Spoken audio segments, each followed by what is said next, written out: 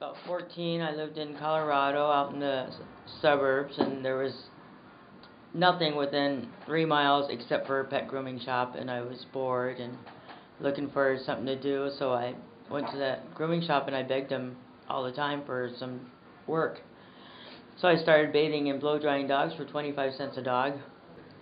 The groomers just, for some reason, they didn't always show up.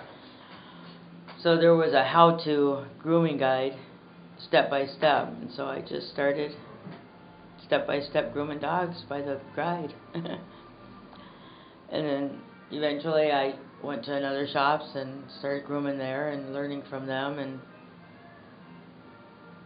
once I thought I was in love, and I moved to Minnesota and ended up grooming out here. I didn't have any children, so I would take off the month of August every year. It was a grooming slow time, and I would hop on my motorcycle and just bring some tools with me and go visit my mom in Florida or my dad in Colorado. And so I just make my way down there through the states and stop at grooming shops to make gas money.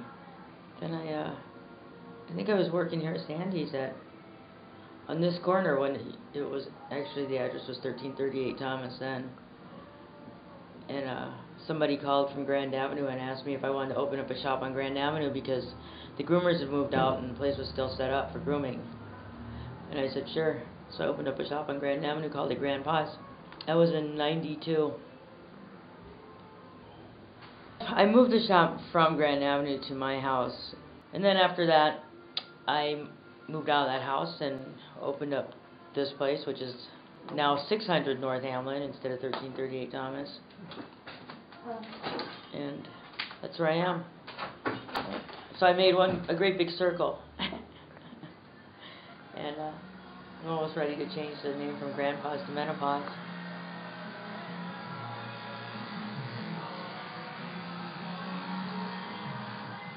And a lot of my customers, I've seen them go through maybe 3 dogs, and they've seen me go through 3 pregnancies.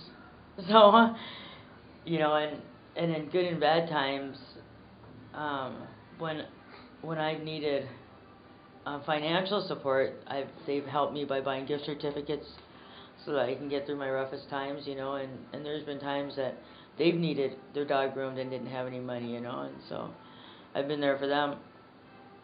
So it's, you know, I mean, what comes around goes around for sure. You know, it never bothered me to really groom somebody's dog for free if they were broke. Even if, you know, I wasn't sure if I'd ever get it back, because in some way or another I always got it back. Not necessarily from them. I'm a volunteer here. I love animals and I love working with them. You know, it's something to do with my spare time and something I love doing. Through one of my friends, I guess, I was telling her a little about that I would like to work and volunteer with animals, and she knew Stacy, and she let Stacy know that I was interested in volunteering, and I met Stacy, and here I am. In my cell phone, you know, the SIM card holds 250 names, and they're all names of dogs first. First the dog's name, then the owner's name, and maybe a last name. But that's not really important, the last name. And I think if I was to see my customers walking down the street without their dog, I might not recognize them.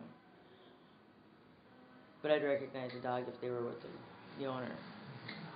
And I do see myself doing this until the day I die.